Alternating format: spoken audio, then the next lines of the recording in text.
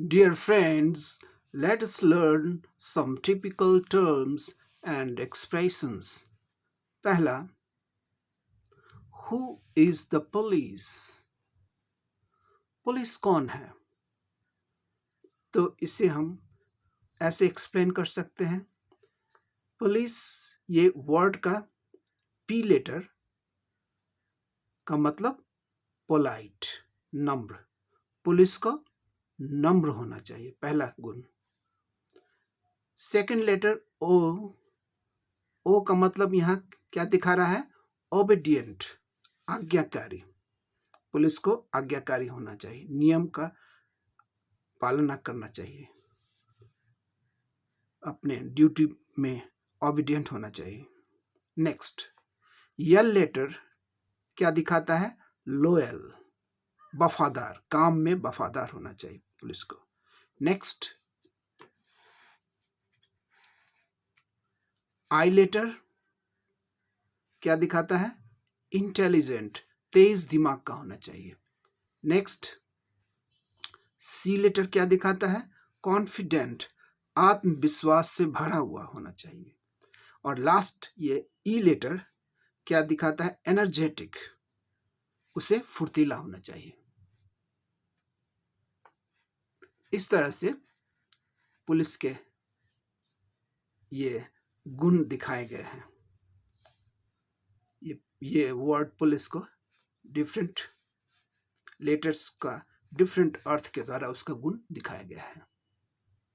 Next, इसी तरह से who is the teacher? Teacher कौन है? सही टीचर कौन है? उसको कैसे, उसका क्या परिभाषा है? उसका क्या, उसमें क्या क्या गुण होना चाहिए? तो यहाँ देखें, टीचर का पहला लेटर टी का यहाँ अर्थ क्या है? ट्रूथफुल, सत्यवादी. टीचर को सत्यवादी होना चाहिए, पहला गुण उसमें है. दूसरा letter E. E stands for efficient.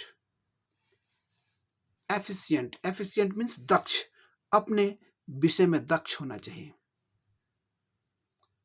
Next letter A stands for affectionate, उसको स्नेही. अफेक्शनेट का मतलब स्नेही, स्टूडेंट को स्नेह से, मतलब उसे प्यार से पढ़ाना चाहिए, न कि डरा के. तो स्नेही गुण होना चाहिए, अफेक्शनेट होना चाहिए उसे. नेक्स्ट, सी लेटर क्या दिखाता है? Command over the taught.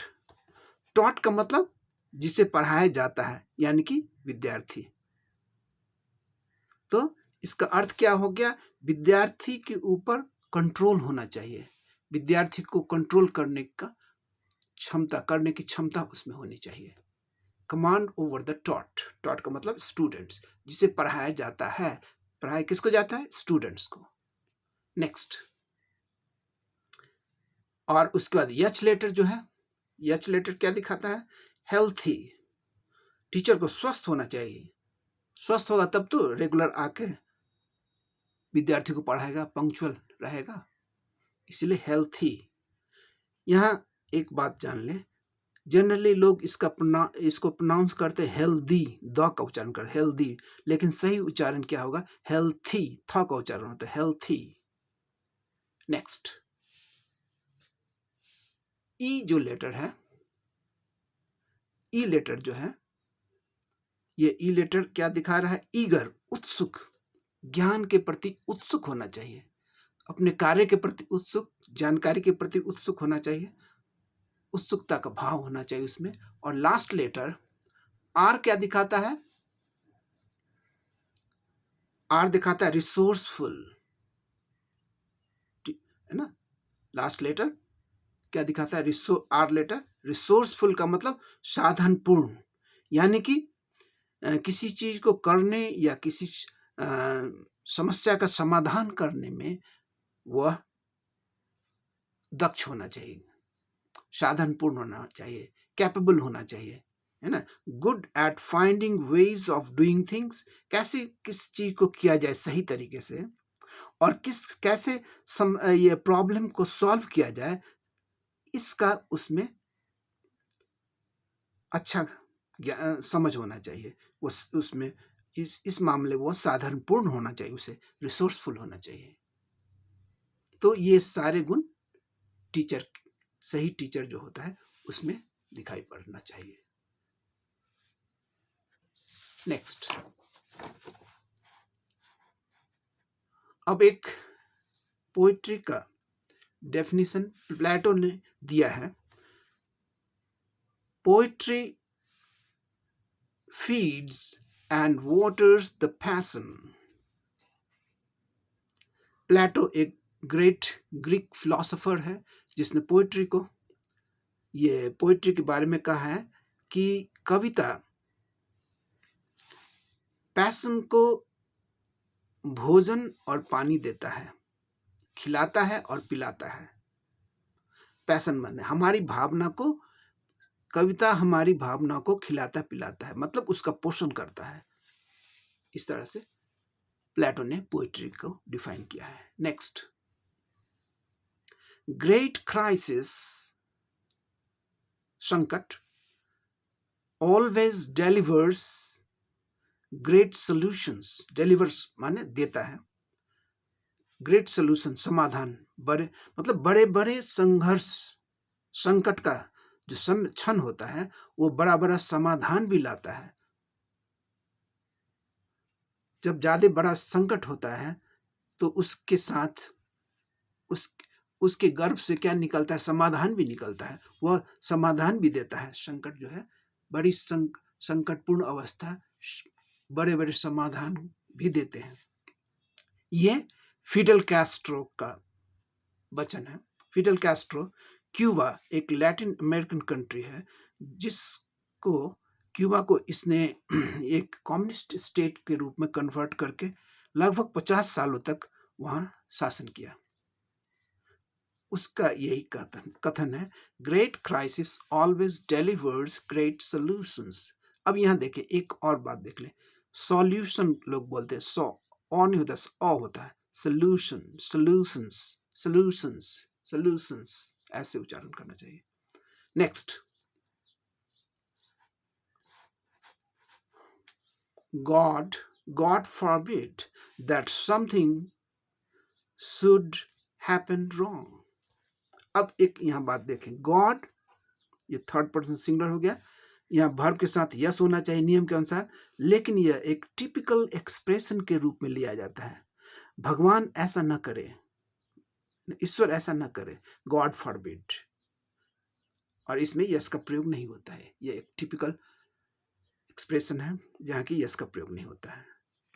That something should happen wrong, है ना, यहाँ शुड को रखा जा सकता है और नहीं भी रखा जा सकता है। समथिंग हैपन रॉन्ग भी कहा जा सकता है, लेकिन शुड का अर्थ वहां छिपा रहेगा, है ना। समथिंग शुड हैपन रॉन्ग, इस सेंटेंस का हिंदी में क्या अर्थ हो जाएगा, भगवान ना करे कि कुछ गलत हो जाए। Something should happen wrong, God forbid, भगवान ना करे, रोकना, फॉरबिड रोकना, ऐसा ना करे कि कुछ गलत हो जाए। इसी तरीका का एक और सेंटेंस है,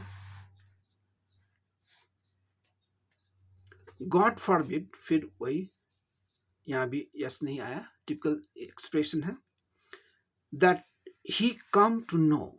अब यहां देखें, he third person singular, verb में यस आना चाहिए, कम्स, ही कम्स होना चाहिए, लेकिन यहाँ कम यस नहीं है। क्यों नहीं है, क्योंकि यहाँ बीच में शुड छिपा हुआ है, शुड का भाव है, और उसी के आधार पर यहाँ यस का प्रयोग नहीं हुआ है।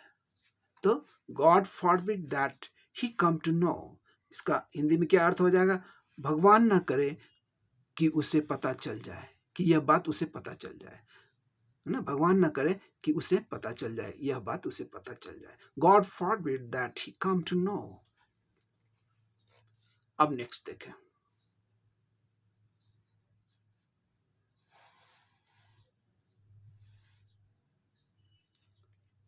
I will be back, I will be back, I'll back, I'll be back, I will को कॉन्ट्रैक्ट कर दिया गया है शॉर्ट फॉर्म में, I'll be back next year, God willing। ये गॉड विलिंग, इस एक्सप्रेशन का अर्थ क्या हो जाता है? ईश्वर की इच्छा हुई तो, है ना। ये भी टिपिकल एक्सप्रेशन है, गॉड विलिंग करके इसका अर्थ एक टिपिकल होता है कि ईश्वर की इच्छा हुई तो, गॉड विलिंग। यह भी एक टिपिकल एक्सप्रेशन के रूप में व्यक्त किया गया है। यहाँ पर गॉड इज विलिंग होना चाहिए, तो गॉड इज नहीं रखा जाता, गॉड विलिंग सिर्फ। ये शॉर्ट स्ट्रक्चर के द्वारा ही, ये शॉर्ट टिपिकल स्ट्रक्चर के द्वारा ये अर्थ आता है कि ईश्वर की इच्छा हुई तो I'll be back next year, God willing. ईश्वर की इच्छा हुई तो मैं अगले साल ही लौट जाऊंगा। नेक्स्ट, इंग्लिश के इन्हीं टिपिकल क्वालिटीज के कारण इंग्लिश डिफिकल्ट हो जाता है, difficult to learn. It becomes very difficult to learn, due to such typical expressions. तो इस बात को इस बात को ध्यान में रखना जरूरी है, तभी हम सही अर्थ निकाल सकते हैं किसी बात का। अब नेक्स्ट देखें। I asked him whether he had done it all himself. मैंने उससे पूछा कि वह यह काम खुद अपने ही किया था। मैंने उससे पूछा कि यह काम वह अपने ही किया था, यह सब काम अपने ही किया था, कि somebody had helped him, कि कोई और दूसरा व्यक्ति उसकी मदद की थी। मैंने उससे पूछा कि वह यह काम खुद अपने से किया था कि कोई और उसकी मदद की थी। I asked him whether he had done it all himself. ये सब काम खुद अपने आप किया, अपने ही किया था, और somebody या कोई और had helped him, उसकी मदद की थी।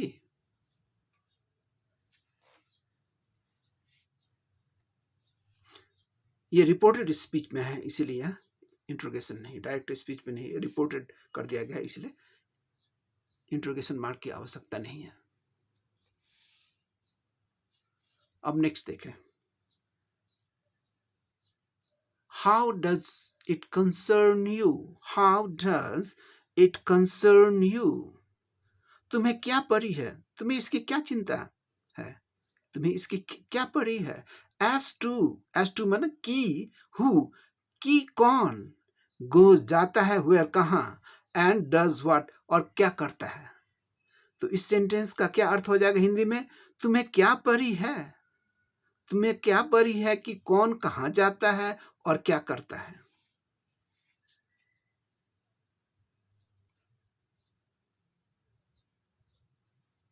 अब लास्ट एक और सेंटेंस लेते हैं।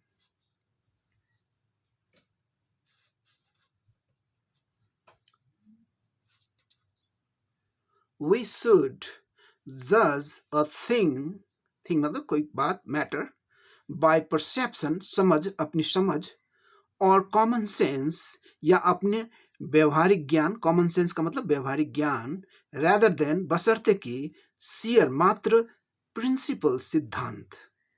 We should judge a thing by perception or common sense rather than sheer, मतलब मात्र, principles। इस सेंटेंस का हिंदी क्या हो जाएगा? हमें किसी चीज को अपनी समझ या व्यवहारिक ज्ञान के द्वारा परखना चाहिए, बशर्ते कि केवल सिद्धांत के द्वारा, तब सही परख होती है, सही, है ना, जजमेंट, सही जज हम कर सकते हैं किसी चीज का। Thank you so much. See you in the next video.